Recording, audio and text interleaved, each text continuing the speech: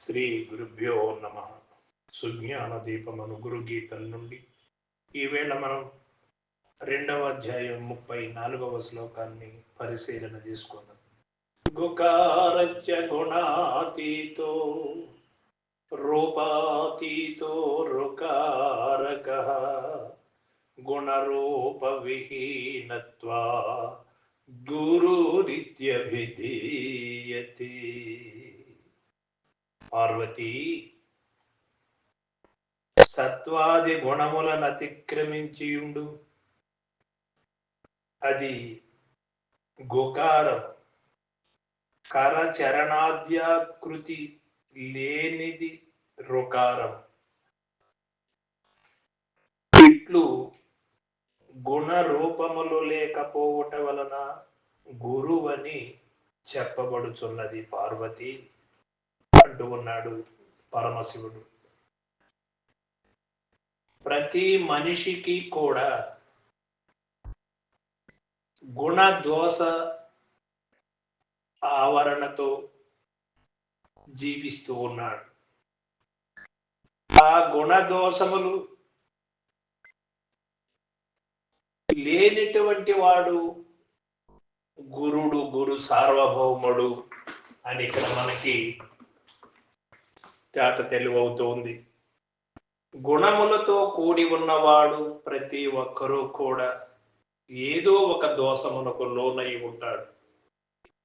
తామసిక గుణం ఉన్నప్పుడు ఆలస్యము, అజాగ్రత్త, నిద్ర, మరుపు, మైమరుపు ఇవన్నీ కూడా ఉంటాయి. రాజసిక గుణం ఉన్నప్పుడు విపరీతమైనటువంటి కోరికలు, ఏదేదో చేసేయాలని తపన, ఏదేదో మనం ఇతరుల దగ్గర నుంచి మంచి గౌరవాన్ని పొందాలి, కీర్తిని పొందాలి అనేటువంటి కోరికలు మెండుగా ఉంటాయి. సాత్విక గుణం ఉన్నప్పుడు మోక్ష సిద్ధికై, దైవ కార్యక్రమములకై ఎన్నో విధములైనటువంటి తపనలతో మనిషి జిజ్ఞాస కలిగి ఉంటాడు. ఇది కాస్త మంచిది అయినప్పటికీ కూడా ఇది కూడా బంధకారమైనటువంటిది, జన్మములకు కారణమైనటువంటిది. ఈ గుణములు అన్ని మీరినటువంటి వాడు కదా గురు సార్వభౌముడు. అటువంటి వాడు గురుడు. గురుడనగా గుణరహితుడైనటువంటి వాడు, రూపరహితమైనటువంటి వాడు, భావరహితమైనటువంటి వాడు.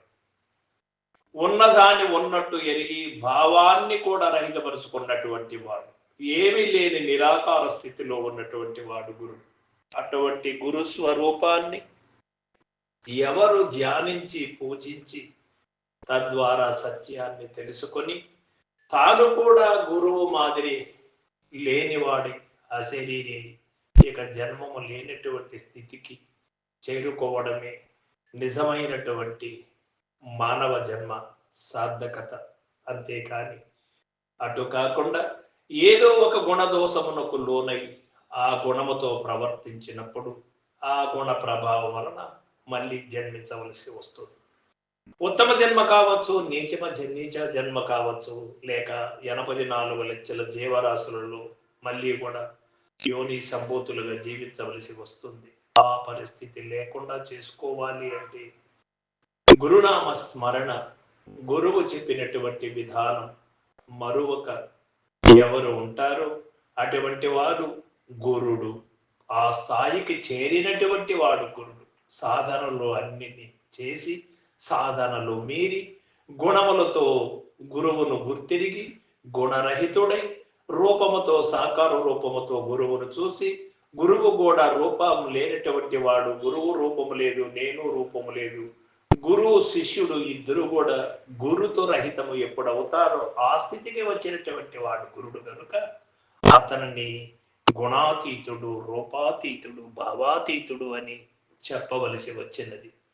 అటువంటి గురుడే నిండు మనకు ఆరాధ్య దైవం. సర్వం సద్గురు పాదార్పణమస్తు. జై గురుదేవ్.